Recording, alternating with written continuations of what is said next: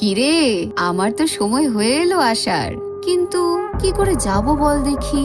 শুনলাম তোদের সরকার নাকি বলেছেন যে মেয়েদের রাতে বেরোনো উচিত না। তাহলে কি এবার আমি আসবো না? তোরা তো জানিস আমার সব কাজ রাত্রিরেই হয়। আর তোদের বাবা কি বলছে জানিস? বলছে আমি নাকি রাগ কন্ট্রোল করতে পারি না, কোনো অধর্মকে মেনে নিতে পারি না, রেগে গেলেই তো দেব গলায় খানাটা বসিয়ে। যাই হোক, তোরাও তো জানিস আমার রাগ কেমন, সামলে থাকিস কিন্তু। তোদের দেশে যা অসুরের ছড়াছড়ি হয়েছে, আমাকে তো এবার আসতেই হবে। তাহলে রেডি তো? मुंडा हेमा चंडी